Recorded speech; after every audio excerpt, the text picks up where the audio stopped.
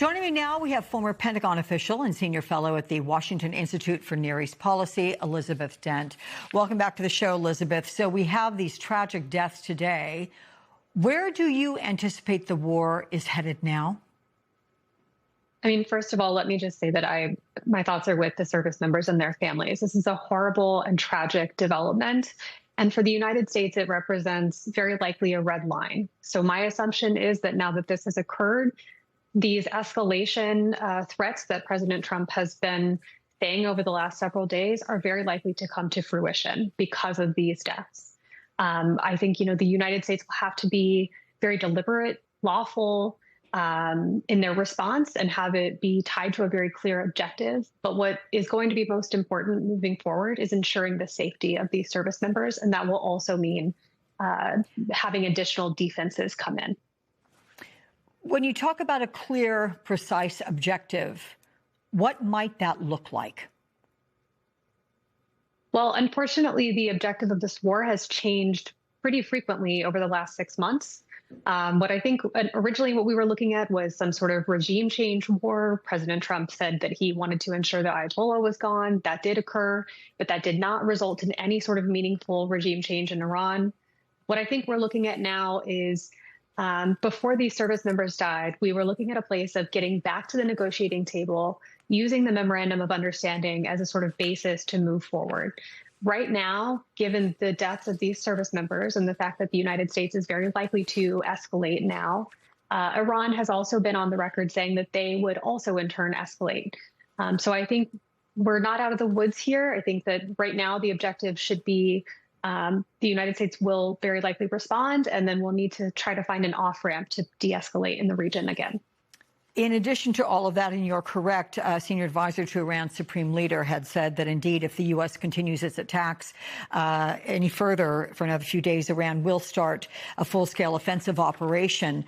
But then you have today, according to the Associated Press, an Iranian negotiator has said that Tehran is officially suspending its commitments under the MOU. But my question to you, Elizabeth, the president has repeatedly said he has destroyed Iran's military. Of course, we're seeing evidence that is not true today. But to what extent does Iran still have operations that can withstand that which the United States might launch their way now? I mean, if Iran's capability has been reduced, which I think at this point we can say that it has been, it's not as if our airstrikes have not done anything.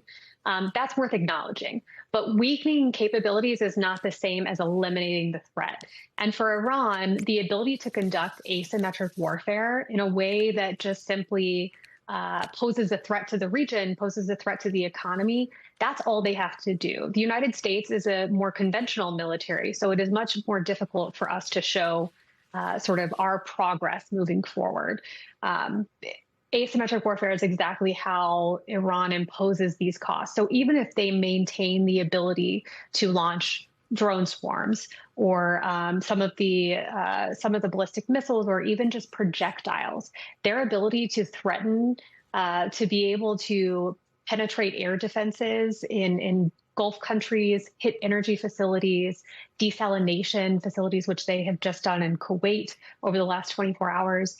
That's what poses this real threat. And that's a much harder thing to completely take care of. So I think we can acknowledge that there has been progress, but clearly Iran still retains quite a few capabilities. So even though Donald Trump claims that Iran has been defeated, he said on Tuesday the U.S. is prepared to expand attacks next week, and that includes targeting Iranian power plants if diplomatic efforts fail. First of all, can diplomatic efforts even be underway under these circumstances, anything that could produce anything substantive? And Reuters has also reported that Iran asked the Houthis to disrupt shipping in the Red Sea if power plants are hit by the United States. We know the U.S. expanded strikes on bridges, targets around the country as well, but let's add the implications of the Red Sea being impacted. So putting all this together, where's this going? Certainly, it's a really concerning development. I think the United States is very likely to pursue targets in that arena. One thing that we didn't see yesterday when the Iranians asked the Houthis to be on guard to close the Bab el-Mandeb, which is in the Red Sea, which post October 7th, 2023, they did start launching projectiles at shipping vessels that were transiting the Bab el-Mandeb. So it's very likely they could do something like that again. But what we didn't see from the Houthis was an acknowledgement or a commitment to do so if the Iranians actually asked them to. The Houthis are a little bit of a different proxy than some of the other proxies like Hezbollah and Hamas. They see themselves as a little bit more independent. That's not to say that they won't cooperate with the Iranians. Certainly, I think that they will, but we just haven't seen that full-on commitment to do so. I think that there's still quite a few steps in the escalatory ladder. I think we're watching as they all sort of play out. I don't think we're off of it yet, and I don't expect us to step back anytime soon. Very quickly, Elizabeth, is there any reason to even talk about resuming negotiations at this point? What would have to happen for them to be effective? Of course. I think diplomacy should always be the first instinct here.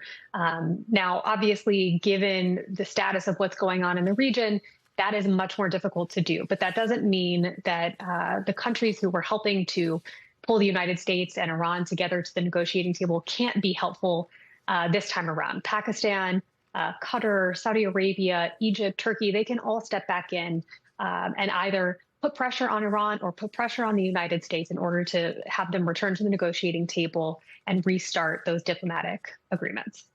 Okay, Elizabeth Dent, we will have you back again because this shows no signs of letting up.